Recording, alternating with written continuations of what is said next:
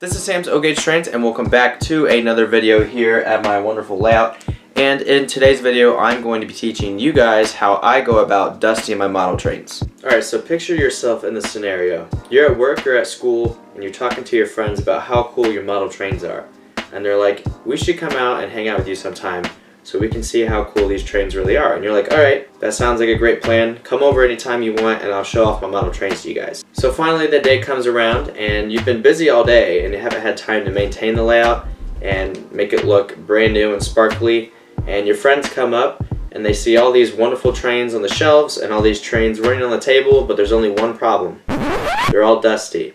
And they're like, you know, I thought these were going to be really cool, but they're all dirty and dusty. And then you're sitting there regretting, wow, I really wish I dusted my model trains. I wish I knew how. Alright, that's just a joke. I'm just joking around. But in all seriousness, the point I'm trying to get at is that a lot of modelers of all scales and sizes do deal with one common problem. Now, obviously, you want to dust your trains so you can prolong the life of your trains, your collection, and your layout, and you want to keep them clean because you paid a lot of money for them, so you want to take good care of them.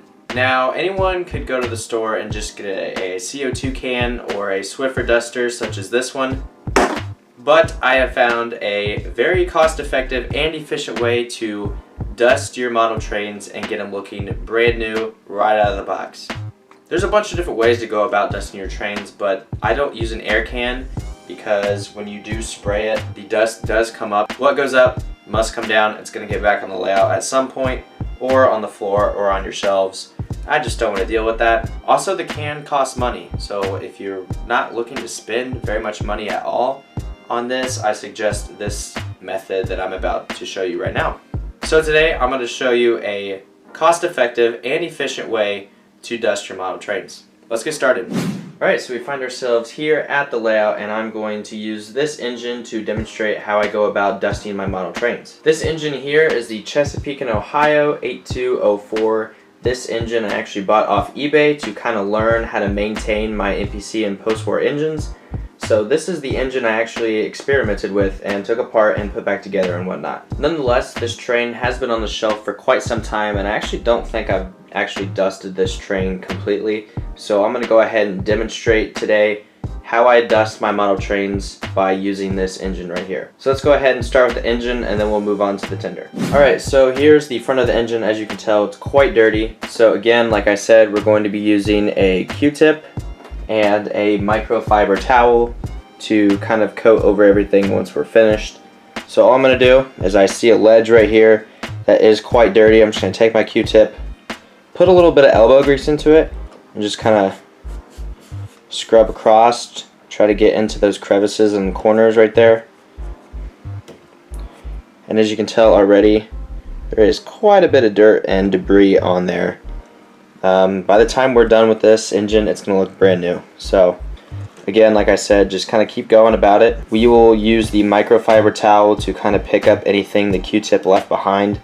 Just kind of give it a final coat over. As you can see, I'm getting in between here too, and just kind of getting all that old dirt and debris out, because I don't think I've ever dusted this engine completely before. A lot of people tend to use an air can when they dust their model trains, but I find that not very effective, mainly just because it's hard to get into those crevices, even though you have that skinny nozzle attached to it as well. I just find that it just doesn't work very well for me, so this Q-tip really helps to get into those hard to reach areas. As you can kind of see, it is already looking a little bit better. So I am finished dusting the engine. I'm just going over the top just to make sure that the microfiber towel picks up anything that I may have left behind. The engine looks brand new. There is still some details that were really hard to get, especially under here and over here, but overall I think the Q-tip and the microfiber towel work really well together.